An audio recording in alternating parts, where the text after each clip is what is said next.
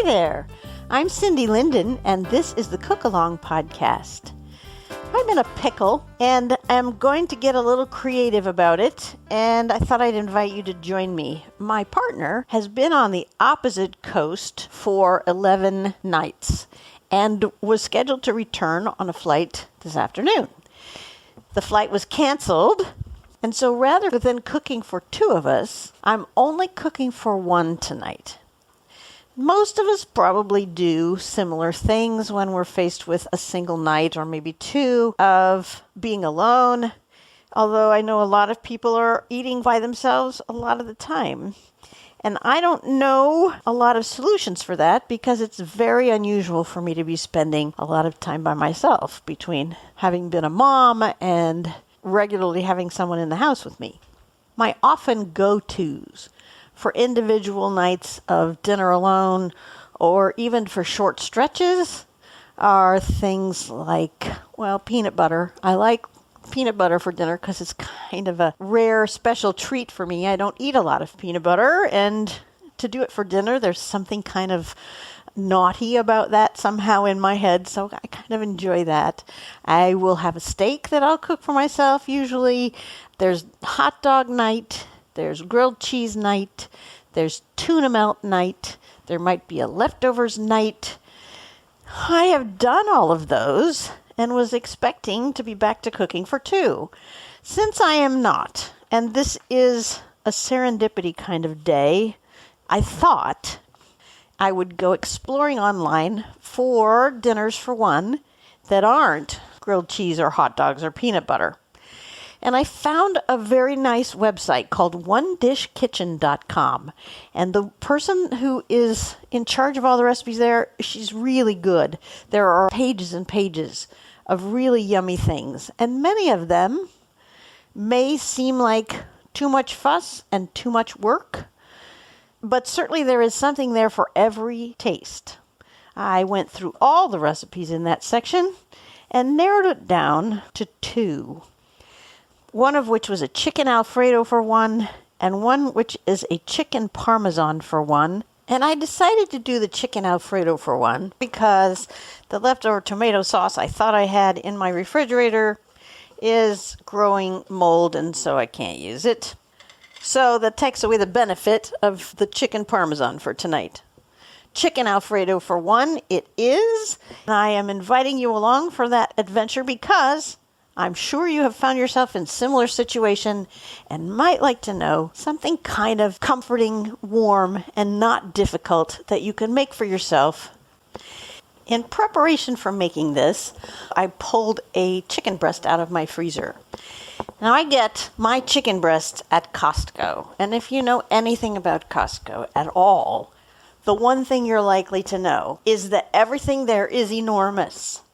What I need is about a 6-ounce chicken breast. It could go a little bigger than that. But the smallest one I could find in that bag was almost double that. It was well over 11 ounces. And rather than defrost that and figure out what to do with the other half, I decided to cheat. And I am going to use some frozen rotisserie chicken, also from Costco. And I have a tip for you there. I used to buy their packages, I think they're 2.5 pounds, 2.25 pounds or something like that, of rotisserie chicken breast meat that they had pulled off the chicken and packaged for sale. So all it was is chunks of chicken breast from their rotisserie chickens. And it was lovely, and I would buy a package and bring it home and divide it into smaller portions of about 8 ounces each. And then I would freeze them, and whenever I needed something for a dish, I would pull one of those or two of those out of the freezer and use chicken that was already cooked and nicely seasoned. The price has rocketed on them. It's gone from about $12 a package for 2.5 pounds to about $18 a package for 2.5 pounds. And I have trouble spending $18 on 2.5 pounds of pulled chicken when I can get the famous and incredibly yummy rotisserie chicken from Costco for $4.99. So I've started doing that, and I suggest you do the same, unless you are adamant about using only white meat. This is the cheapest way to get rotisserie chicken right now. Costco huge, well-cooked, $4.99 rotisserie chicken. Bring it home and pull that chicken off of there yourselves.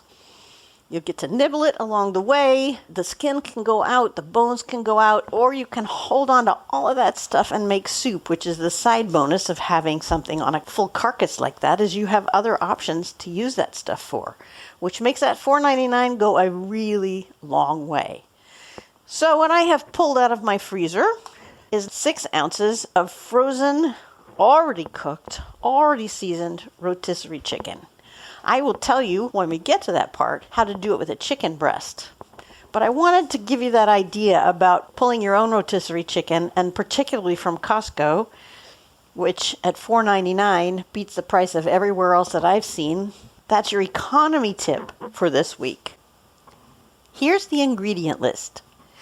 2 ounces of uncooked fettuccine, which will be a whole cup once it's cooked up. And I'm not using fettuccine because I have a package in my pantry of pasta that was already open that I had used part of for something else. So I'm using some more of that.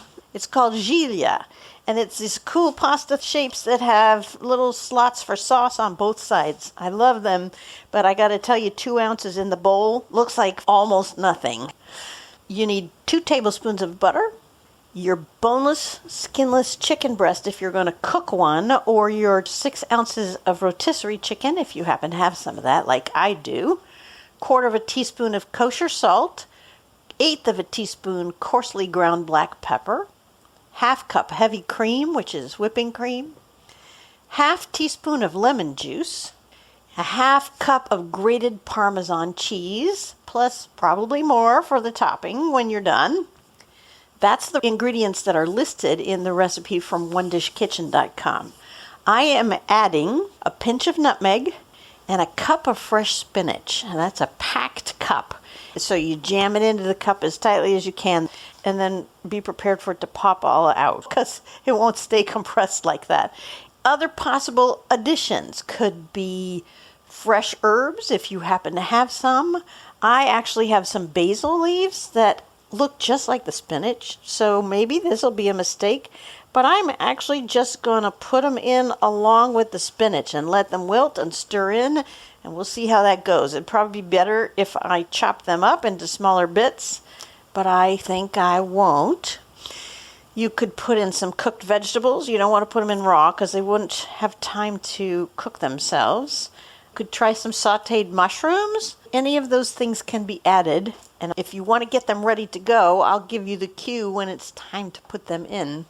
What I suggest is that you get all those things ready right now and have them ready to just dump in when the time comes.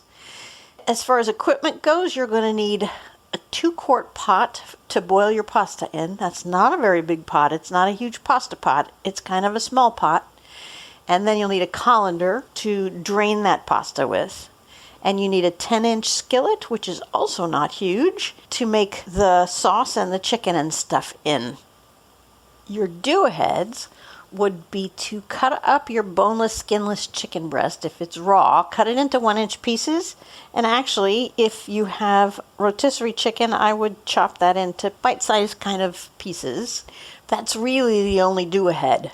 So what I want to do, I think, is tell you how to cook the chicken so that you have that all ready to go. And since I'm not doing that today, because I am using the rotisserie chicken, I won't be doing it with you. So let me tell you what you're going to do. You're going to put a tablespoon of butter in your 10-inch skillet over medium heat. You're going to season the chicken with just salt and pepper and cook it for about 6 minutes, flipping them over to brown it on all sides. That's it. Your pieces are 1-inch squares. Throw them in the butter, stir them around for a while until they're brown on all sides. Pull them out, put them in a bowl, cover them to keep them warm. The next step is the pasta. So get your little 2-quart saucepan out and fill it with water. Cold water is best just because hot water has minerals and stuff in it that sometimes can flavor the pasta because the pasta will absorb whatever you cook it in. Put that on your stove and bring it to a boil over pretty high heat. And I like to throw a little salt in there. Just maybe like a half teaspoon. It's not a very big amount of water, so I don't want to do too much. When it comes to a boil, you're going to add your pasta, your noodles, and you're going to cook it until it's al dente, which means, got a little bit of a chewiness to it. If it's fettuccine, it's probably 7 to 8 minutes. My gigli needs only 5 to 7 minutes. So be sure you pay attention to the instructions on the package of the pasta you're using and cook it to the shortest amount of time on that package instruction.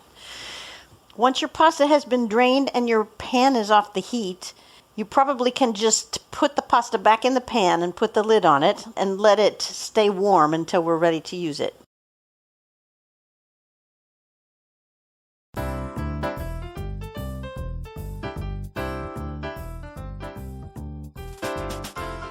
Two of the 3 components of this recipe are now done. The pasta's been cooked and the chicken has either been cooked or cut up and is ready to go. The next step is the Alfredo sauce. This is the one place where having cooked your chicken in the pan instead of using the rotisserie chicken is going to be to your advantage because you have the little browned bits from the chicken on the bottom of the pan. I don't have that, but it'll be what it is. I'm going to add about 1.5 tablespoons of butter to my 10-inch saucepan and turn that on to about medium heat. If the skillet you cook the chicken in still has bits in the bottom, just add another tablespoon of butter to that and stir it around until it's kind of melted. And then add in your cream and your lemon juice and stir it until the butter's all melted. Now what we have to do is stir this sauce pretty constantly so that it doesn't curdle, because when you add lemon juice to any kind of dairy product, it's going to curdle it. The heavy cream is less likely to curdle than any other kind of milk. You don't want to use regular milk in here because it will just separate and it won't be friendly. You won't like it. It'll be weird and gross. So don't do that. Now that your butter is in there, your cream is in there, and your lemon juice is in there, we're going to add the salt and pepper. If you did your chicken earlier with salt and pepper on it, you do not need any more salt and pepper. But here is the point where you would want to add the nutmeg if you're using it, which I do recommend. It's just a kind of a nice sort of mystery nuance in here. It's always a nice flavor in any kind of cheese sauce. Think about that next time you're making macaroni and cheese. Little touch of nutmeg. Now we need to keep just stirring this. We want it to come to a simmer, and then we need to simmer it until it starts to thicken, which is going to take maybe 3 to 4 minutes once it starts simmering. And you just need to keep this stuff moving, or that dairy, which is a protein, is going to burn to the bottom. You don't want to do that. All right, there goes mine now to simmering. And we're just going to keep stirring it as it thickens up. It's going to be the cheese that makes the difference in here. I never had Alfredo when I was growing up because my mother found it boring. And I get that. It's not vibrant and bright like a tomato sauce. And I think if you don't put enough Parmesan in it, maybe it is a little boring. But I've always liked the creaminess of it. So whenever we went out to an Italian restaurant, if I did not order lasagna, probably my favorite Italian food, then I would order something with a cream sauce, or in other words, an Alfredo sauce, a white cheese sauce, because I didn't get to have that at home, so it seemed really exotic. And yet, you have almost finished an Alfredo sauce here, so you see how easy it is.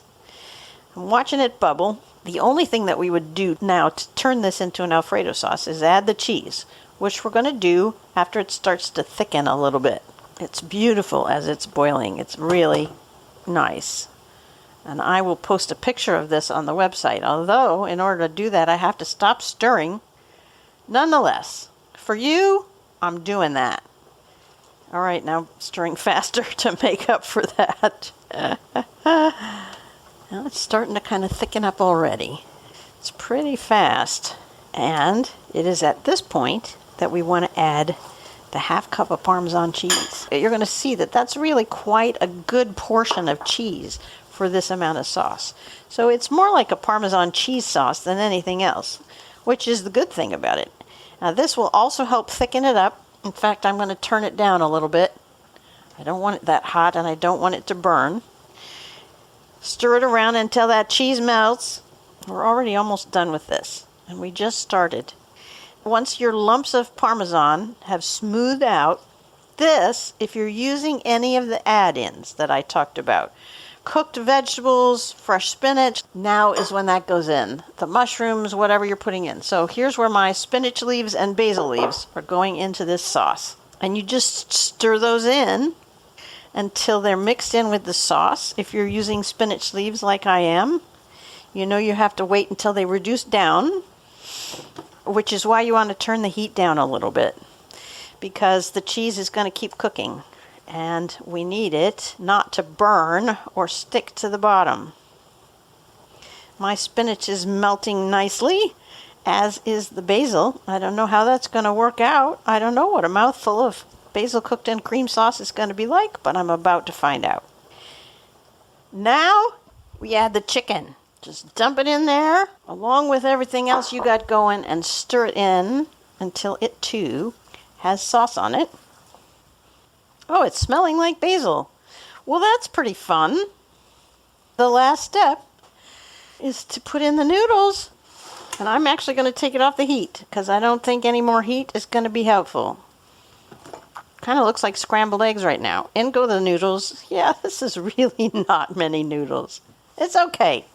It's okay. Stir in the noodles until they also are all coated with sauce.